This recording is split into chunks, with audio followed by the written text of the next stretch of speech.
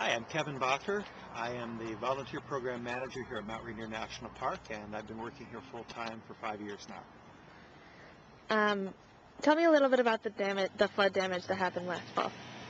We had a major flood event last fall in early November that was the biggest flood that this park has experienced in historic times. And we got 18 inches of rain in 36 hours, which came down all of the rivers in the park and washed out roads and bridges and trails and campgrounds. Did a lot of damage to some of the park's infrastructure all over the park, and it was just amazing for those of us who work here because, you know, rain in the wintertime is not unusual here in Washington, but to get 18 inches of rain in 36 hours, that is just over the top. And we had never seen the rivers that high. We'd never seen them do the things that they did around the park in such a wide area as they did. Places like Sunshine Point Campground coming into the park, places where we've had a campground for 100 years, were just washed away completely to the point where you can't tell that there was ever anything but river there. So coming into the park the morning after the flood and just seeing things that had been here as long as anyone could remember gone, to the point where people coming into the park today can't tell that it was ever there. It was quite an experience.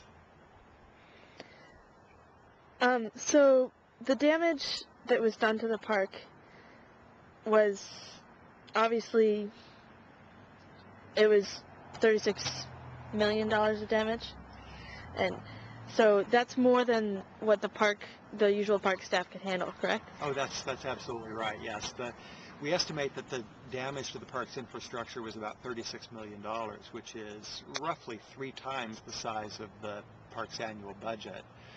So obviously that was well out of the range of what we could piece together with our existing budget. I mean, we could take 3 years of park budget to pay for it, but we wouldn't have had anybody to do the work. So we needed help from a lot of different sources to put things back together. Mm-hmm. And so you volunteers are playing a big role in that. Volunteers are playing a huge role in that. And we've had a large volunteer program here at the park for many, many years now. Roughly 900 to 1,000 volunteers in the course of a typical year, and they contribute about 40,000 hours of volunteer time. But we still needed that. We just needed more to accomplish all of these things that were new to all of us: rebuilding trails, rerouting trails, rebuilding and cleaning up campgrounds. So fortunately, right after the flood, we didn't have to go out and beg people to come help us. Mount Rainier is such an icon here in the Northwest and is so loved by so many people that the offers, no pun intended, just came flooding in. And so we had literally hundreds of people that contacted us by telephone and by email, and the stories that they told us were really touching. I mean, they were stories like, I've been coming here to camp for 40 years and I'm now bringing my children or my grandchildren here to camp, and my favorite campsite was destroyed at Sunshine Point, and we feel like we need to give back to this park that has given so much to us over the years. So many of the stories that we heard from people were along those lines. My grandmother's ashes are scattered here in the park, and I feel like this is our place and we need to give back.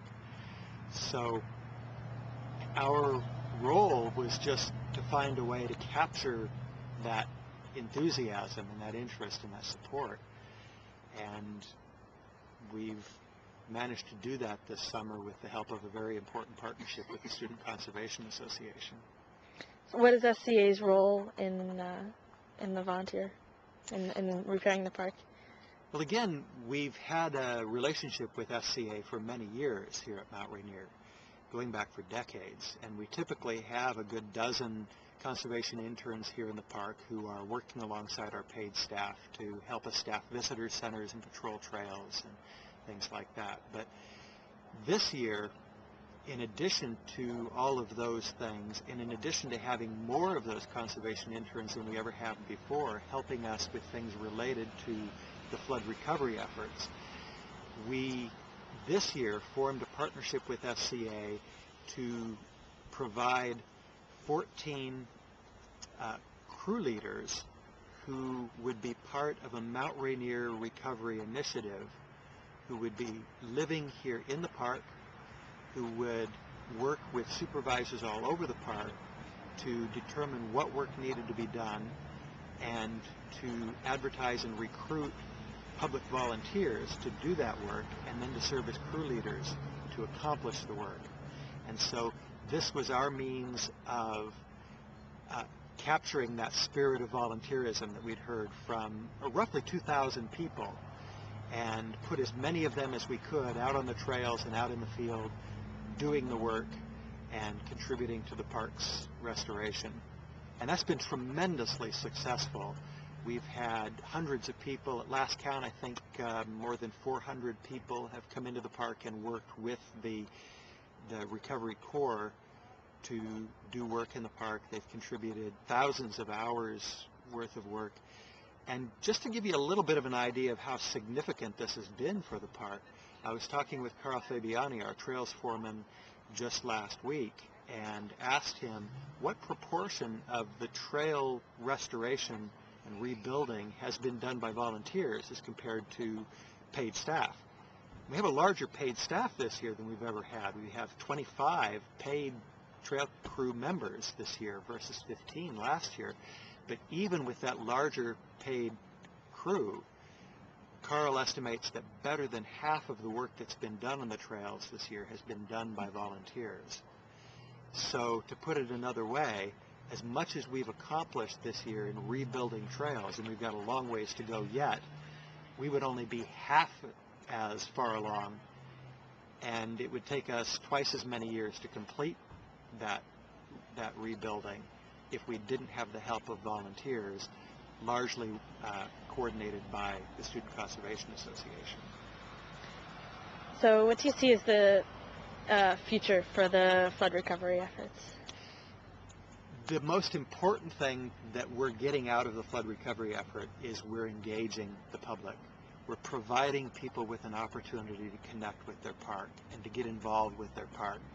And that's the long-term intangible benefits that we're going to get that have nothing to do with the number of miles of trails that we rebuild and the number of acres of vegetation that we revegetate, all of which is extremely important. But in the long term, what's going to really pay off for this park is that those hundreds of people who have participated in rebuilding the park now have a stake in this place that they didn't have before. This park is theirs in a very tangible sense. Their sweat is out there in the dirt on the trails that they have rebuilt, and that will never go away. They will be able to come back years from now and say, that trail is there because I helped put it there. And those people will be advocates for the park, and they'll be supporters of the park, and they will bring other volunteers in, and this idea of stewardship of the national parks will grow because of the work that the volunteers have done with the help of SCA. Well, thank you, Kevin. Thank you.